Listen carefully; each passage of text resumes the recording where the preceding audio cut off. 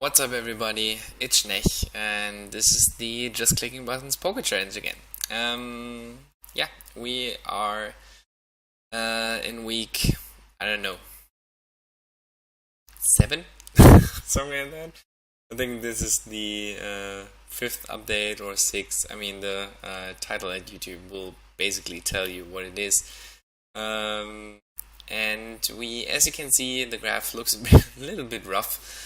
We were at a high point end of October at 155 bucks, and yeah, we actually dropped a lot. I think the at the last update we were around the 120 or 130 dollar mark. We had a long stretch of illness, pretty much. I was basically sick for whole of October.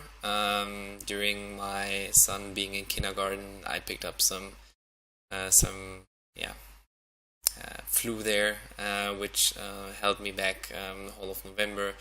I also wasn't able to stream for 2 weeks. Because during that time I would also would have usually been back to work, and I can't make that come together pretty much. Cannot stream when I'm usually have to work, but call in sick, and I wasn't also not capable of doing that pretty much. So we were playing, although a little bit during that time. And it didn't work out very well. It wasn't all due to the sickness or due to really bad play, but I think we played pretty average or a little bit below our average capabilities, and yeah, we actually managed to drop it to below starting point. It's the first time we actually have this happen, and from then we did managed to heal it up a little bit, but still, we're at 90 bucks and 46 cents at the moment. Yeah, it's been a pretty rough last few weeks. But what I did read a little bit more online in some guides. I will definitely update you on that as well later on in the video, and maybe also on Twitter what I'm working on right now, and also discussed a lot of hands at the Bankroll online forums and also the grinding it up forums, and got pretty cool insight there. Sometimes I'm just a little bit too fast in spots where my hands are not really better than mediocre, actually, and sometimes I was actually found that I was actually playing a little bit too loose in early positions, and that's the thing I definitely want to work on and play a little bit more loose in later positions, and tightening up a little bit earlier, because sometimes you just get carried away and just seem to like to open the 7-8 suited from undone, where it's not really really profitable for you to do so. Nothing really to talk about this week, basically, from any other point. I would just leave you as usual with some stream highlights. There weren't that many because, as I said, I wasn't streaming that much. It's basically from the last 2 days of streaming, but I think you will enjoy them nonetheless.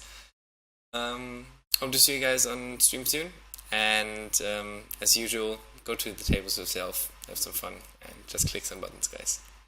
I was actually playing pretty tight, ramping up the aggression a lot. I just want to say he's not very likely to raise us, because he didn't with the sixes, and I mean it's a very dry board, but we're getting like 4-1 here, and I think if we had hit our flush, he's not very likely to have flush at the same time, but he might. Um, Definitely taking the free card here because he just check raises on the flop, so there's no real reason for us to just get a take a bet in here. Sometimes even we still have the best hand, so it's a very good card for us actually, because if he doesn't have King 10, we want to raise here.